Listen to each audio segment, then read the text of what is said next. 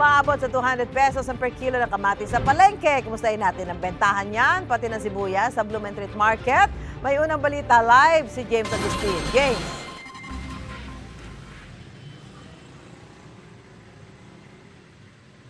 Good morning. Nanatili mababa ang presyo ng sibuyas dito po yan sa Blumentritt Market sa Maynila. Pero ang bad news naman para sa mga kapuso nating mamimili ay tumaas ang presyo ng kamatis. Kaya naman dumidiskarte na sila para makatipid.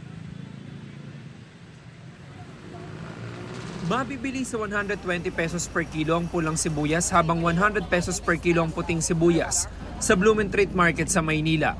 Ilang buwan na raw mababa ang presyo dahil marami ang supply.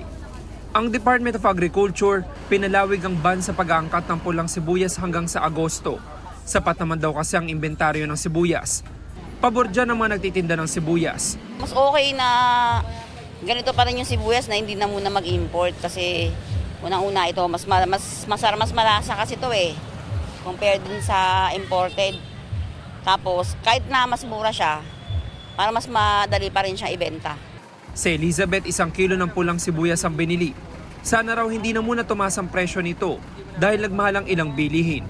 Mas maganda kasi kailangan namin pang araw-araw . Sa mga gulay,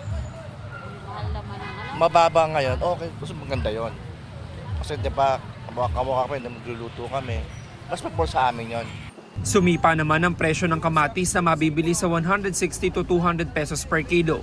Mas mataas ang 40 pesos kada kilo kumpara nung unang linggo ng buwan. Hindi namin alam, basta mahal din ang kuha namin sa supplier nito 2 weeks na itong ganito, 2 weeks na ganyan. Mahirap. Kasi ang bili nito, peraso na lang. Kasi nga mahal, yung iba nagtitipid. Dahil mahal, tipid-tipid ang mga mamimili. 3 piraso lang muna ng kamatis ang binili ni Tizel na gagamitin niya sa pagluluto ng sinigang na baboy.